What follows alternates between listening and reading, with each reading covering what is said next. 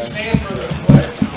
I pledge allegiance to the flag of the United States of America and to the republic for which it stands, one nation, under God, indivisible, with liberty and justice for all. We'll have a roll call. Mayor Hassler. Here. Alderwoman Clegg-Harn. Here. Alderwoman Johnson. Here. Alderman Donovan. Alderman Jokers. Here. Alderman Eidman. Alderman Rainey. Here. Alderman Prince. Here. Alderwoman Armbruster. Mayor, we have a quorum. Very good. Move for approval of the agenda. Approval. Second. All in favor? Aye. Very good. Takes us to, we're going to do a presentation tonight, and it's my honor to do this for Fire Chief Mick Schwint. Will you please come up here?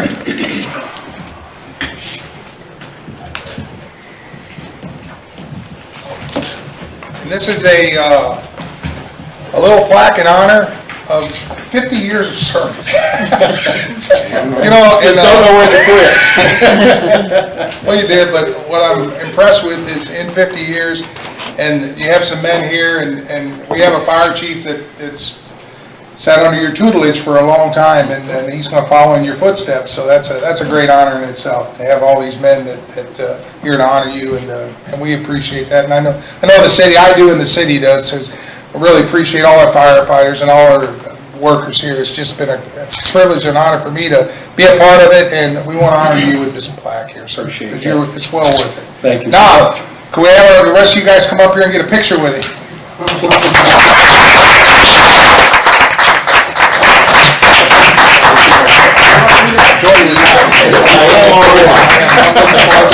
This is what you do. That's right. That's right. Well, where are we going to go here? That's probably good. Right here. Here, I'll get inside next to you. I'll be over here.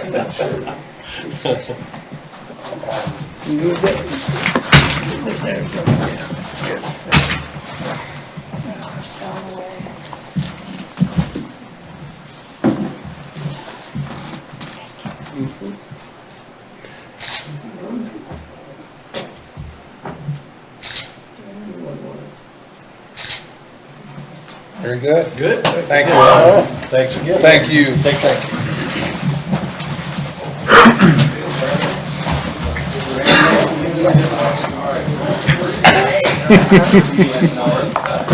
Yeah, I'll do that.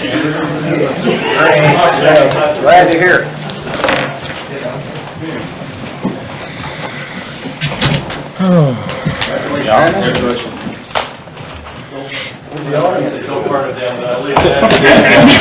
Could've stayed, right? All right. You guys are used to that. Put out the fire and leave. Very good. Moving on, we're going to have a personal appearance by Mrs. Donna Marler. You're up. There's a party out there. Party in the hallway. Yeah. Yeah. Oh. Evening. I would like to grow some grass in a field that faces Highway 61 so that it can be mowed and baled by a farmer for cattle. Usually he mows and bales twice a summer. And I would like your permission to do that. At least one other place I can think of right off of 9th Street there between the apartments and 9th. That's being used for that. Mr. Boga said there were a couple in town. Yeah. So, You already do that on some of your property, correct? yes, I do. How many acres is that? I live on 5.5.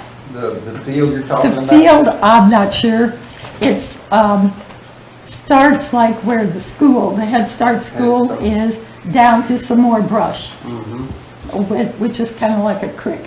Right. Yeah. So it's flat and it's there, and it seemed like a good idea. Do we know of any, like, sightline issues with the highway and? I don't think there's no intersections at that point. It's Right. kind of between a creek and the Head Start building. Yeah, So and it's they off. have to enter Head Start it doesn't have the drive off of the highway, correct? I think it's off of Klein Street or? is Klein it- Street, Yeah. Klein, yes, okay. it's way up further. Okay, thank you. Yeah. Well, the only other thing I would look at is, you don't have any, I don't know if there's neighbors across the road, but I don't see there's, would be a problem with any neighbors. Not that I know No, of. I don't think so. Yeah, I mean, that would be my only concern is if there was any way that it would impact the neighbors, but I don't foresee that. So it'll be, it's gonna be mowed and baled like twice a year, usually, you know, so June and then in the fall, Right. so. It shouldn't be a problem. I mean, I guess what we're looking at though is if we let it grow up, it'll violate our vegetation code. Correct. So, Well, the other one's grandfather to do it now, or what's up with that? I don't know. I have no idea if they're grandfathered, I just know they're allowed to have it. Yeah. We previously allowed that to happen at some of the empty lots at Valley Springs, provided they kept a area around it, like the first 6 feet or 12 feet, I don't remember what it was, mowed.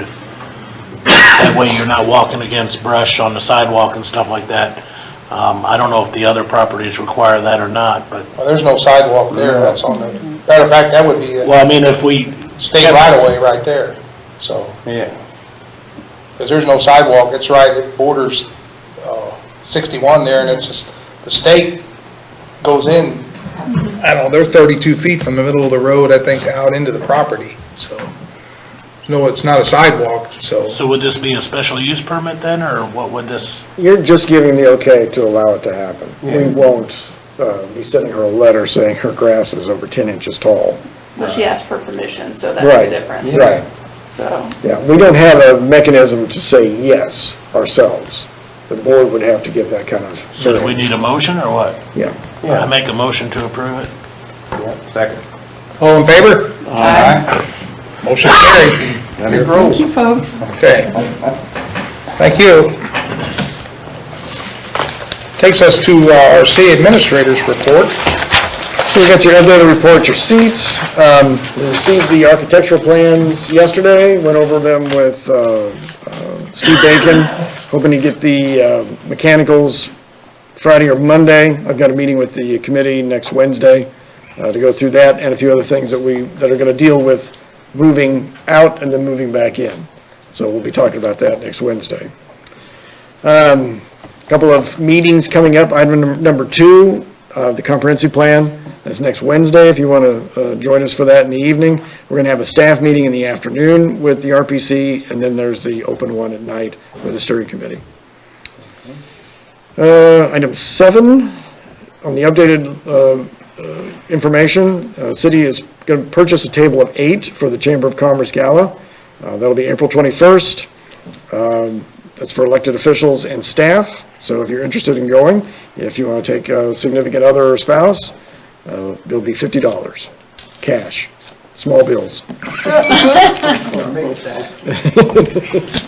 No, but if you didn't want to have a spouse go, then it will be at your cost. And engineering costs are higher than anticipated. We got that from Cochrane today. This is on the RTP grant up at Pierre Marquette. We have an estimate of $7,300. We also had a limit of 10% with our application. And our cost for the construction is not as expensive because we're doing some of it in-house. A lot of the tear-out is us. So we don't have the expense that you would with a contractor. So that kept our total down. Well, and that, with that, also kept the total for what we would have charged, or would be able to charge for an engineer. But their cost came back at $11,900. So I want to talk to the park board about this, see if they want to go ahead and dedicate more money out of the infrastructure fund to do this, and then bring it back to you all. You'll have to approve the contract anyway. And I've still got some paperwork that they have to send me. I have to send this off first, have it approved by the state, then it comes back, then we approve it, then we send it back to them with the approval. That's just the way they roll.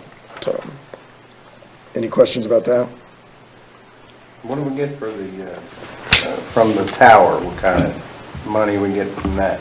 $950 a month, so it's $11,000 a year. So happy that 10% is just, the limit is for the grant. Right. So We we can pay- can pay whatever we need to pay We can pay just the out of extra. other funds. Yeah, I just couldn't put more Sure. than the 7,300 in there. Thank you. Right. Any questions? Nope. Moving on? Very good. Takes us to our staff reports. Chief, you're up.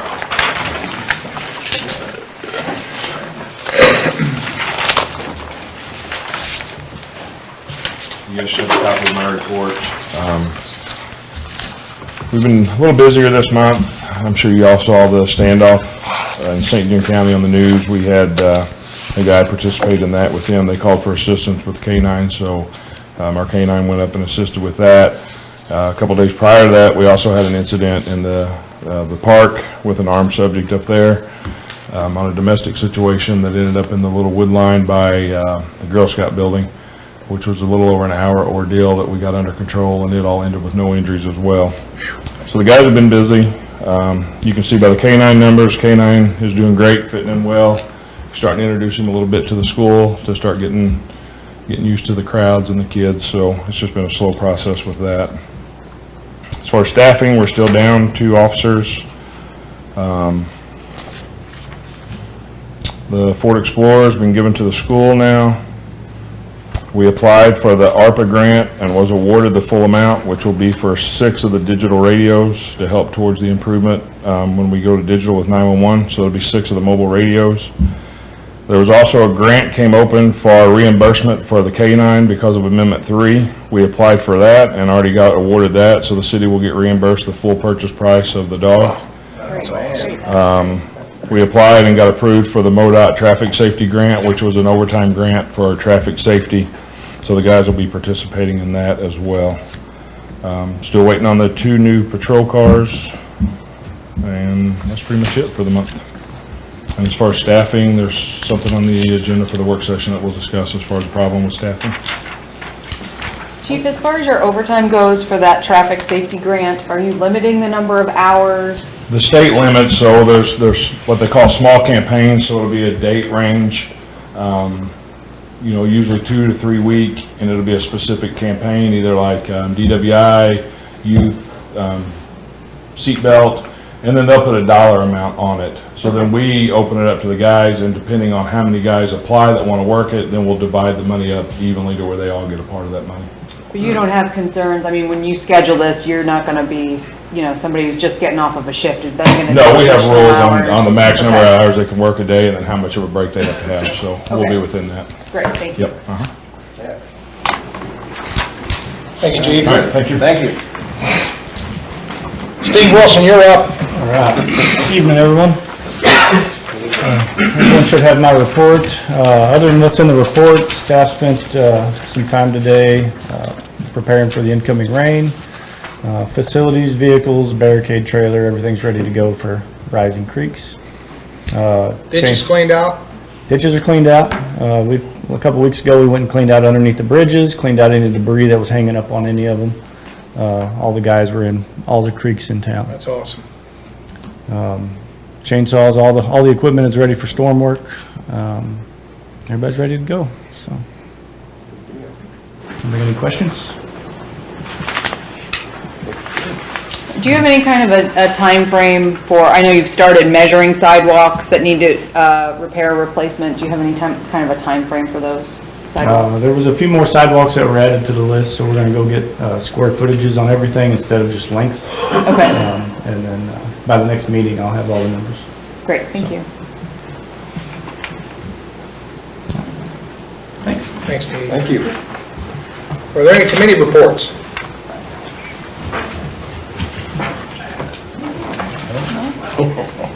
Are there any public comments?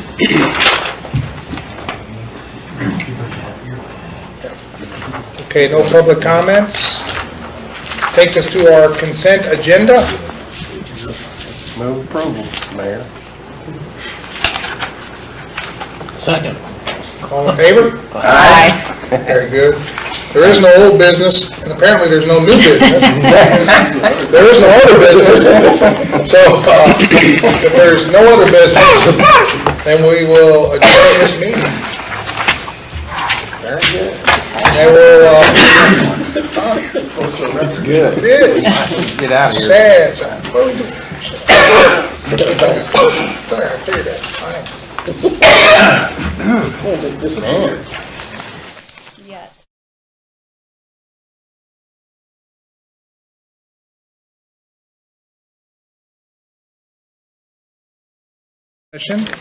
So I'll need to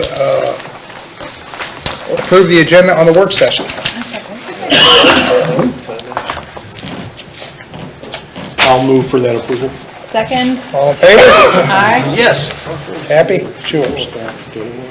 Okay, police take-home vehicles. We've kind of gone through all of the options of trying to improve things for city employees. Thank you. And we're trying to retain police officers. So this is one of the things that's been talked about. Chief Bennett, when he was in, Chief Crump, since he's been in, we've talked about it. Trying to figure out a way to make it work, trying to make it palatable for you all, if you want to try to do it. The way our code is set up is that we allow police officers to take vehicles home. We don't have to change the personnel manual. It's it's in their standard operating procedures. So it's just a blessing from you all if you think that's something we should look at or something we should do to, again, retain police officers, what kind of distance you want. So we have brought to you that information. The chief put together the numbers so you can see what it's going to impact on the budget. So if you have any questions, I'll let the chief kind of take this over and give you some numbers and go through it. I kind of come up on the mile radius just to make sure we encompassed everybody we have and where we're trying to pull most of our candidates from. And I figured everything on a worst case scenario just so there are no surprises. You know, I don't want it to look like we're trying to cover everything up. The cost is what the cost is. So that's where we came up with kind of an average fuel cost, the average, what it's going to cost additional oil changes with the anticipated mileage on the vehicles, the additional for tires, for exchanging out tires more frequently. And so that's where we came up with that total of just under $35,000 a year, and that's at full staff. So we've looked at several different options of what can we do to retain the officers that we have and recruit new officers.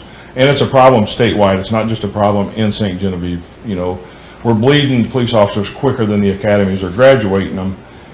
And it's just a fight for what officers are out there. So I've talked to other cities surrounding us just to get an idea of what some of them have done. And take-home cars were discussed. So I did find out Festus has a take-home car policy for any officer that has an address within the Quad Cities, which would be Festus, Crystal, Peebly, or Herky. If you have an address in those, you get to take a vehicle home. Potosi just put an ad in the paper hiring officers, and they do a 20-mile radius. From Potosi, you get a take-home vehicle. Park Hills just got approval from their mayor to offer take-home vehicles to their patrolmen. They haven't set a mileage yet. They're just in the beginning phases of it because they had to add a couple additional patrol cars to have enough for each of their officers. Bismarck is in the process of adding take-home vehicles to their officers. Jefferson County Sheriff's Department gives take-home cars to deputies that live in any of the surrounding counties to Jefferson County. And I know St. John County has take-home car policy, and they just extended it, I believe, 12 miles outside the county. I added a map of what a 30-mile radius would look like, and I added that everything must be on the west side of the river, just because I know you can show an address 5 miles from St. Genevieve, but be a 80-mile drive. So we wanted to eliminate that. So that's what we've came up with. I know we're 2 officers short now and have been for a while and haven't been able to get any applicants. I have 1 officer now that's applied for some departments in St. Louis County. I have an officer that interviewed with Perryville, and I have another officer that's hoping for a job in a department at St. Francis County. And when you talk to these officers, it's nothing to do with the department or the city. Right now, it's you can go anywhere you want, so it's who's offering the most. I know we have the salary survey pending, and not to be disrespectful, but truthfully, to me, it doesn't matter what the salary survey shows. We have to look at what reality is, and this is what we're competing against. So if we want to continue to have a police force and be full staff, we're going to have to do something to retain the guys. And I think for the money we'll spend, this is going to have the biggest impact. As far as our budget this year, I don't think it'll affect it because we've been shorthanded long enough that I think the bottom line will still be within our budget easily. Chief, we talk often about the fact that you outperform that budget year over year. Is that right? We have ever since Chief Bennett was here. I mean, we've always been sometimes 20,000, sometimes up to 100,000 under budget. Could you, would you be able to come back at a later time with some kind of average over the past, I don't know, let's pick a 5-year period and tell us an average of how I can. And then also, in all fairness, a lot of that is because we're always short-staffed. So once we get to a point where we maintain staff, we may be a little bit closer on the budget, but a lot of that is staffing issues. That was a good thing to point out. Yeah. So I don't want, in a year from now, if we remain full staff, to question why we're closer to budget, because a lot of it is a staffing issue. Yeah, I'm glad you pointed that out this evening. Okay. Well, it's not gonna hurt them vehicles to have highway miles. You know, I'm sure I could get somebody here to argue both sides of it as far as getting some mileage on the highway versus just idling around town. It's still gonna keep us at a decent mileage at time to get rid of the vehicle, so I don't think that. And you know, I take pride in my workplace and my work vehicles, and I'm hard on the guys about it. We do inspections. We had a supervisors meeting and we talked about it. You know, if this passes, there's gonna be regular inspections. The guys are going to be expected to take care of the vehicles. They're going to keep them clean. There's going to be strict rules. You know, it's strictly to drive for work purposes, and that's it. If it's not, it'll be parked, and guys can quickly have that privilege revoked. You know, if they want to take advantage of it, they just lose the privilege. So, I mean, there will be rules with it. It won't just be a free-for-all of them doing what they want in the city vehicles. Do we have information on how this might affect liability? Contacted insurance, just waiting for a response. My feeling is that if you have surrounding communities that are doing it, it's probably not that big of an impact. It probably just has to be covered, or at least talked about, but I haven't got a response back yet. Do you have an average for your current staff? How far? The furthest drive, actual drive miles we have now, round trip would be 70 miles. Was the furthest. Most of them averaged, I think, around the 50-mile round trip. So you have, how many out of the county? Not including yourself? All of them but one. All but one, who lives in city limits? Correct. Okay. And we're talking to a guy now that just moved into St. John County that's showing some interest, so Okay. potentially another. And you and I had a conversation, and I was kind of thinking about this today. So we had a preliminary hearing, and it was a city police case, and that officer lives in Perryville. And so if he hadn't been on shift, he would have driven here from Perryville, gotten paid for about an hour. That's about how long. Typical. I mean, He's on most cases, stand. you're talking 30 minutes to an hour. Yeah. We don't do a And minimum sometimes they payout, don't it's even go. strictly for the time. Yeah, and sometimes they don't even go. So they might be there for 20 minutes, and then you turn around and go home, and he wouldn't even get paid for that drive time. And that's part of his job. I mean, to me, that's a lot for somebody to come all the way from another county for 20 to 30 minutes of work. And no process in place to submit like an expense report for gas or anything like that for that? He can't recoup? Okay. Coming and going to work, you don't, that's not, that doesn't, you can't apply that. Sure, okay. That's That's just what that considered check part of your is. regular duties. Yeah.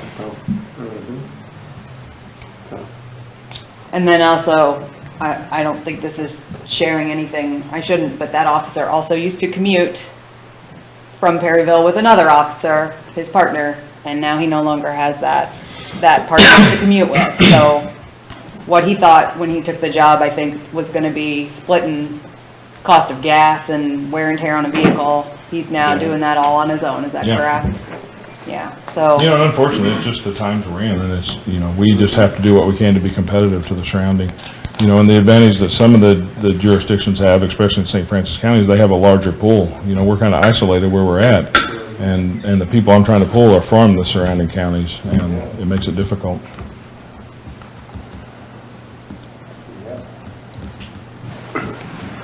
Well, I think it's a no-brainer. We're struggling to keep, it's been going on forever. Since I've been mayor, we've always struggled to keep employees and to maintain our police force, so I just think it's something you go with. I really do. I think if it's gonna help us, it's gonna help them, so. And we'll know in a year's time what that cost, the actual cost is. Yeah. It's an investment in retention. I mean, I will say, I think we're missing the impact insurance premium to know the full impact of that investment. And I hate to be, I think you need to be a worst case scenario guy when it comes to this stuff. So I mean, you hate to look at it on the negative side, but on the negative side, if we're the only agency that does not do this, then. Somebody had to be the first. Fortunately, we're not the one. Yeah. So it makes it a little bit easier. But, I mean, somebody had to be the first and set the stage. Now, everybody that wants to be competitive and have a police force has to do that same standard. But the opposite applies if you're the last. Then that's what We you're all getting know picked what at also with the that last. impact is. Can I interject for a second? During my entire time, I never had an insurance agent call me and ask what the mileage was. I was going to say the same thing. I mean, they have never asked our take-home car policy. I mean, we have policies now where if the guys are going to training, they take the car home because it's easier to commute from home to training. Whatever it may be, if it's easier for them to have the vehicle home, our policy, we allow them now, and it has never been questioned by the insurance company. They've never questioned what our yearly mileage is. To my knowledge, they have never. Have we ever had a claim outside the city limits though on a car? Yes. We have, okay. Our former city administrator. And us. And us, Fair. yeah. One of our canine car was in an accident outside the city limits. Yeah. Is this an ordinance situation? No, No, it's just approval. If you guys are on board with it, it's just a policy change within our Yeah. department. I would make a motion to do it. I mean, everybody acquiesce to that, or? Well, I mean, we don't decide that during a work session, do we? That has to come back for a meeting, don't it? Well, but again, it's not in our personnel policy. It's just the police department's policy. You don't make any changes in their policy. That's done in-house. It's me asking the board if they support it before we make the change We on wouldn't our do that policy and procedures. without this board acquiescing to it or agreeing to it. If you were against it, then it's like, we keep the police department's policy the same. I feel like if you have 3 that are interviewing outside and you're down 2, this is a If pretty we would lose urgent. those 3, we are in a It's a bad very, position. it's a very urgent matter. I feel Yeah. like we need to decide that tonight. So,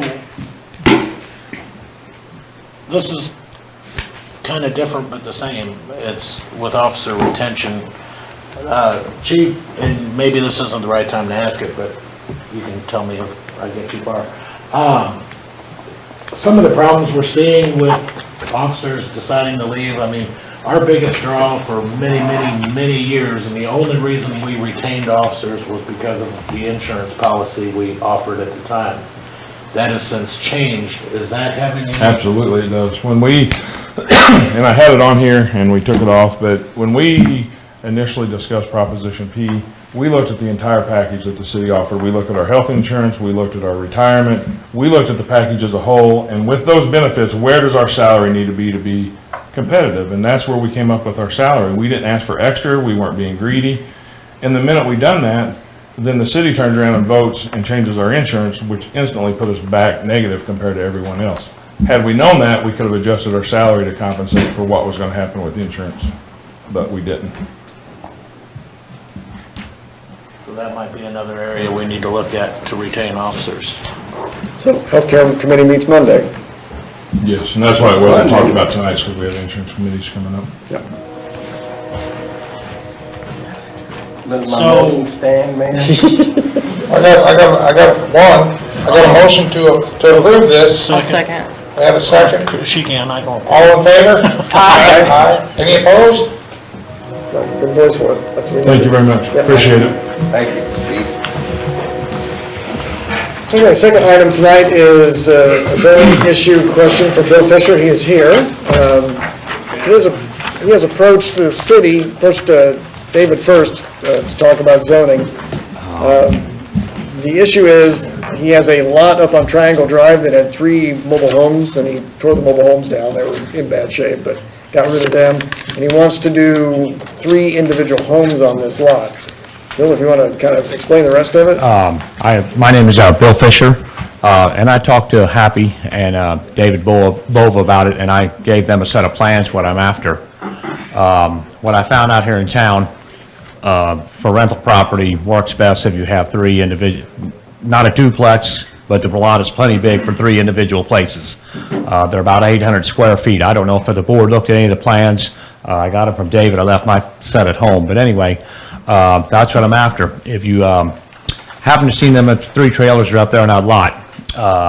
Steve Walden ended up owning them, and I ended up purchasing it from him. And they were past beyond repair. So either way, I got rid of them, got them cleaned up. It's a nice, decent lot. It's 80 by 180, if I ain't mistaken. And I stepped it off, kind of put some pegs out there, and there's more than enough room and more than enough area for 3 individual places. Like I said, it'd be on a crawl space, almost 800, right at 800 square feet. Siding, regular tin roof, and stone fronts with about a 6-foot porch on the front. I have the plans right here in front of me if anybody wanted to look at them, or I gave them to David, so if you want to look at them anytime. So they told me to come down and talk to you guys because you're only allowed 1 place or a duplex. Well, that's not what I'm after. Because what I don't like about the duplex, the noise between each building, and if one side catches on fire, well, then you lose the whole 9 yards. So that's why I want 3 individual places with about 8 foot apart from each one, so you're safe from each person. And the places I do have rented out here in town are really nice. You can ask any of my tenants. And also, a lot of the tenants want to be by themselves. They don't like that noise between each building. And these would be for 55 and older also, which I rented to several places here in town for elderly people who sell their homes and they just want to be by themselves. So that's where I'm at. What kind of parking do you have planned? There's plenty of parking right there. It's probably roughly, I believe about from the property line to probably, not quite the front, but it's probably about 42 feet. And you'd still have 180 feet all the way to the bottom if you wanted to. The bottom probably 70 feet is not parkable. There's a sewer line that runs through there, so you can't do nothing with that anyway, but parking if you needed additional parking. There's plenty of room for it. And with it being for 55 and over, the parking would be accessible.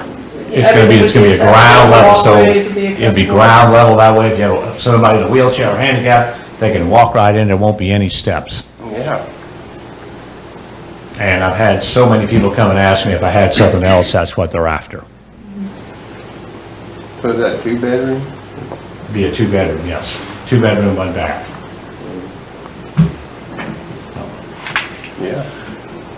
But like I said, David told me the ordinance needs to be changed and can't come down and talk to you guys, and that's where I'm at this stage right now.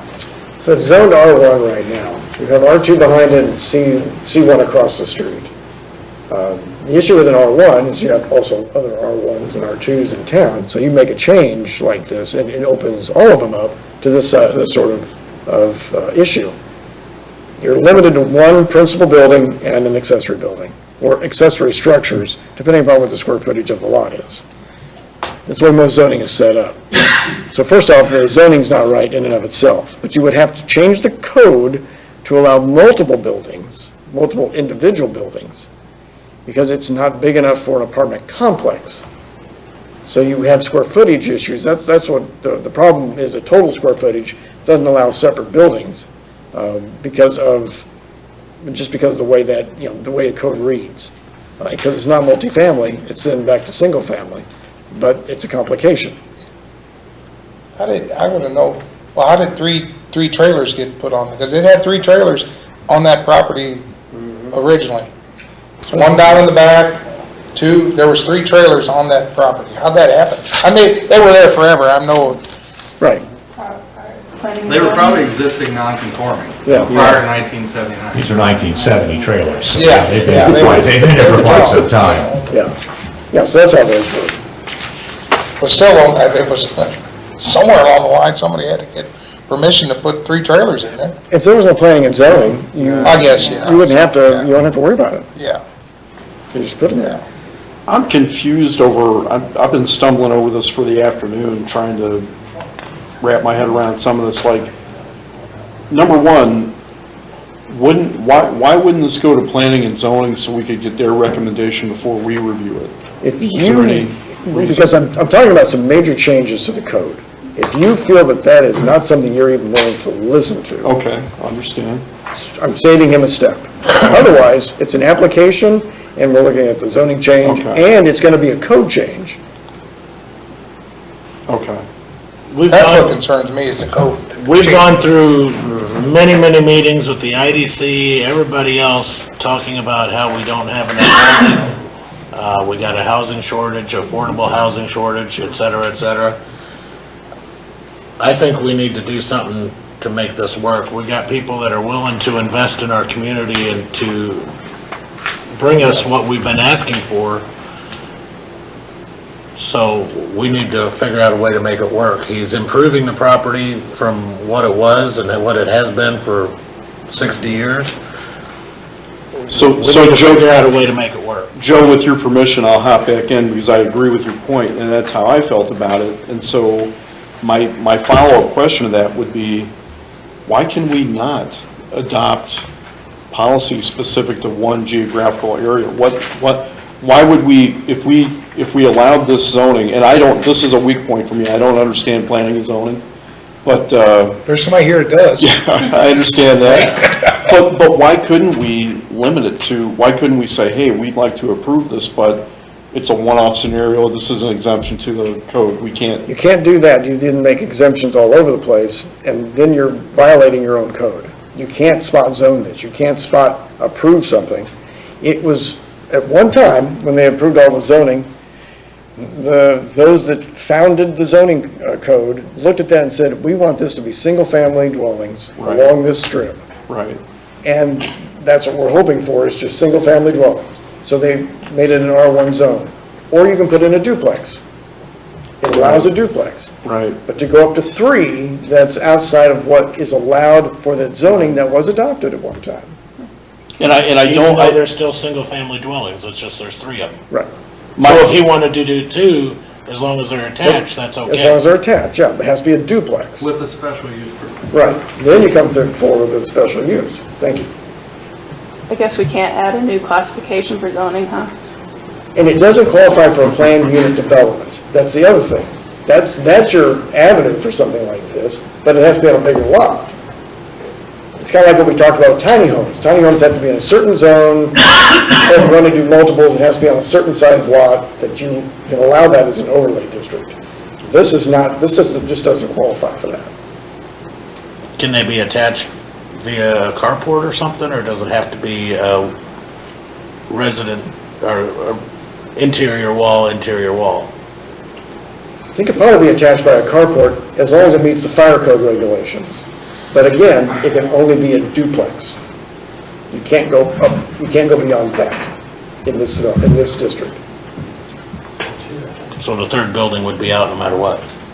Right, or the third, yeah. And I don't think it's wide enough for 3. And the other thing also is if you look at even 3 separate buildings, and the way our code reads, is that the setbacks, it wouldn't fit. There's just not enough room there by what our zoning code requires to be able to place multiple buildings and have side setbacks from each other, those kind But of. we've already established before, like with the several new houses that were built in St. Jude, that our current setbacks and stuff aren't applicable in some areas because they didn't exist then.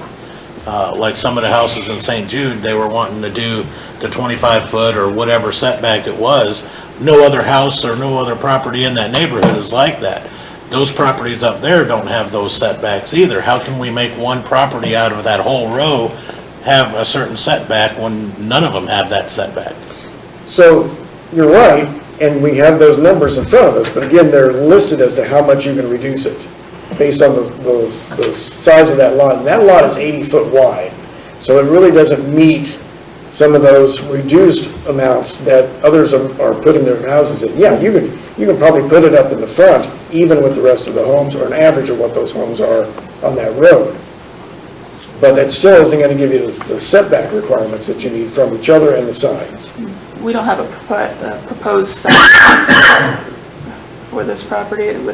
like, we've got the dimensions for this, and we know the overall dimensions, but we don't have a site map for it, laying it out with Two in estimated front, one in measurements. back, I mean, that's, you know, no. Can I answer, even if the setbacks were to work, we have code that says you can have one main building on a lot and then accessory buildings. And if we want to change that, that's fine. But that, in multiple spots, at least 3 within our code, we have a code that says you can have one, in an R1, one single-family residence per 8,000 square foot. This is a 16,000 square foot.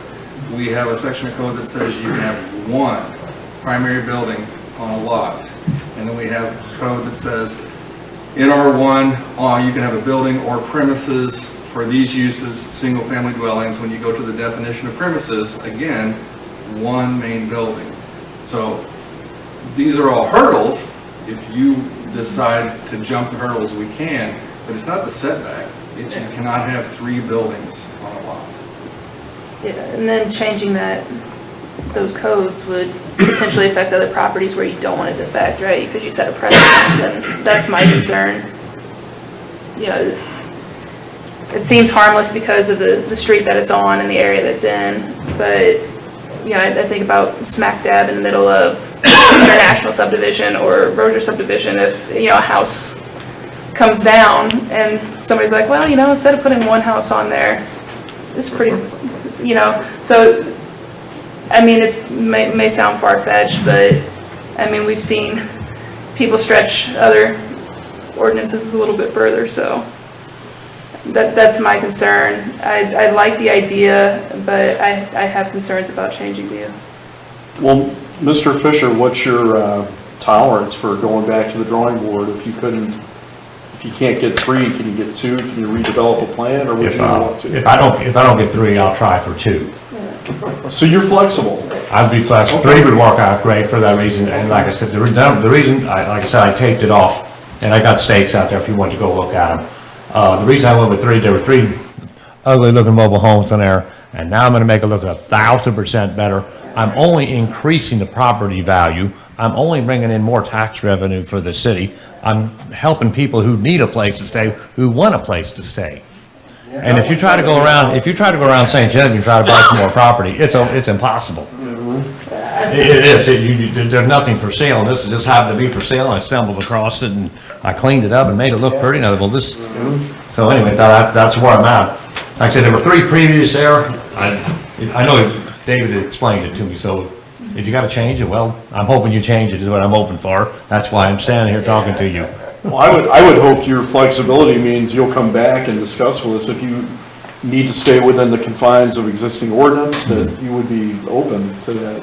I probably, either way, I'll put something on there eventually. It'd be a shame if you didn't. But I'll put something there no matter what. It just ain't gonna grow grass. But 3 would be great, 2 would be okay, but 3 would be fabulous. Well, even Because 2 is out of the more than question enough with the room. zoning.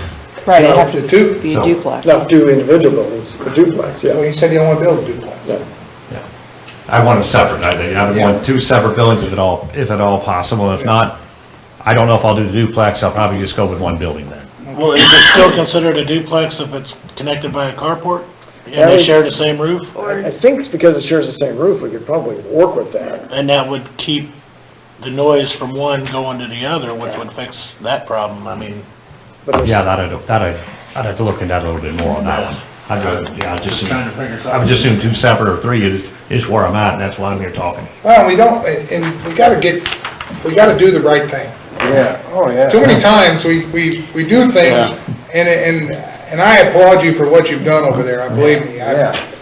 But still, we have rules, regulations, and the reason we have that is to run the city, and I know we need housing, but we still, you gotta do things the right way, and you set precedences, and I'd love to see it, but. 2 buildings would be possible if you had a main building and an accessory dwelling unit.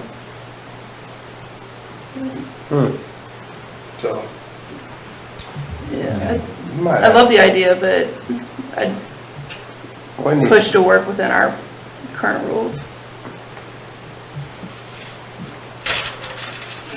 David, That's what we'll pursue, we won't take him through planning and zoning and come back to the board. So it'll be, we'll try to work again within what our requirements are, but again, we're gonna be stuck at 2 and not 3. That was the request, was to be able to put 3 on there. what, David's idea there, he just talked about. Can you elaborate on that? Mr. Fisher and I have had multiple conversations. He's trying to work with me. I'm trying to tell him about the ordinances. And so it's really up to him. He wanted 3. That's why he's here tonight. An accessory dwelling unit would be an opportunity, but it would, to be accessory, it's going to have to be smaller than the primary building. Obviously, a duplex, perhaps what Alderman Prince has suggested. We've also talked about a house with a basement instead of a slab, where the duplex could be top floor, bottom floor. So we went through several iterations of ideas.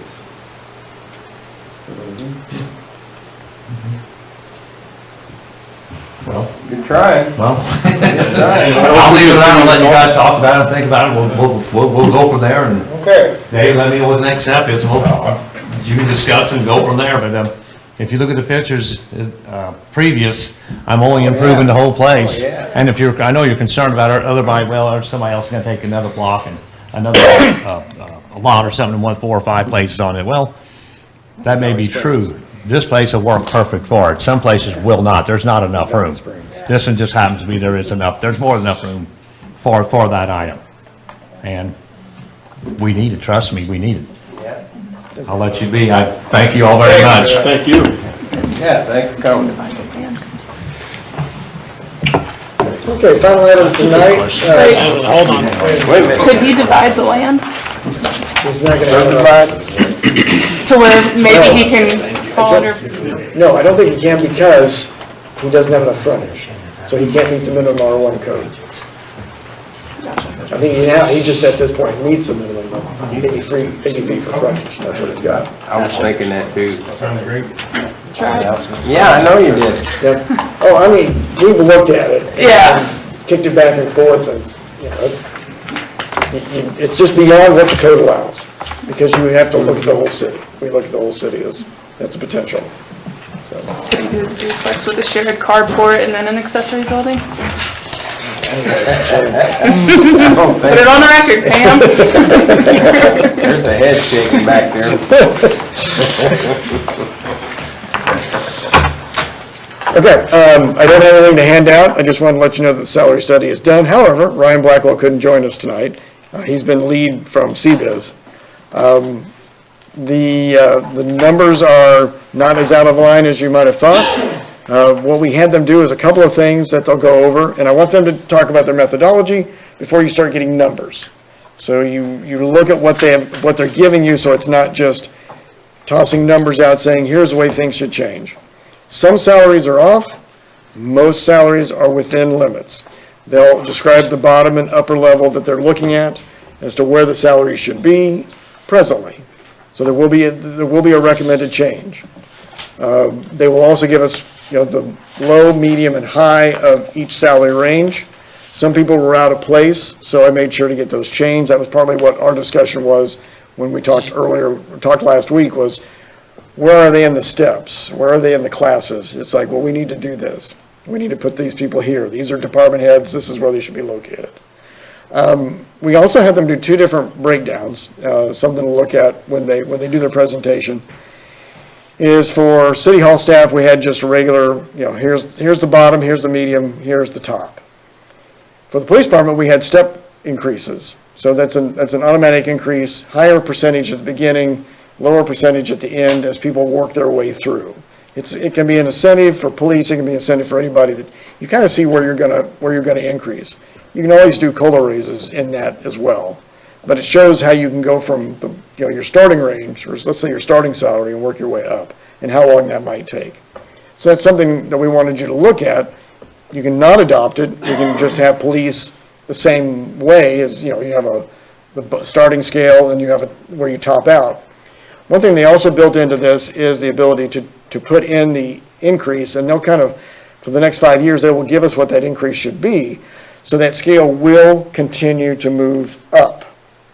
That way, You still may top out, but you'll have a scale that will be changeable based on inflation that isn't stagnant. If it just sits stagnant, then you know you're going to eventually top out, but because it never changes. So they'll explain how that can work, and then their recommendation will be, redoing it every 5 years just to keep up to date with what the competition is. I think they've broken it down pretty nicely. It's a lot of numbers on a spreadsheet that doesn't even fit on my screen in one spot. Oh my gosh. Look at you. Yes. Right? Yeah, Alderwoman Armbruster will love it. But I think they need to explain what the methodology is, how they came about. They've got a couple of their own terms that they use, but the numbers were not off as far as we were thinking they might be. And that is for police department and for city hall staff. There are some that were affected. Remember that this was all done prior to any changes that we made in titles or job descriptions. I mean, we went off the old job descriptions. We did all this back in January, and it's based on what they see out in the marketplace. So just want to let you know that it is done. We would have done it tonight. I would like to have done it tonight, but we just, without the person that can give you the complete explanation, I didn't want to try to do it because I would not be able to explain it well. Well, I'm glad you didn't do it tonight. Me too. So for those of you that might not be here, you're welcome to come back. Yeah, that work session. Good luck, Joe. But I think you'll find it worth what we spent on it. Well, that's what we wanted to do, so. Yeah, And will help us in the future. yeah, that's good. Any questions? Okay, Okay, meeting adjourned. done for. I have to take a picture of me and you.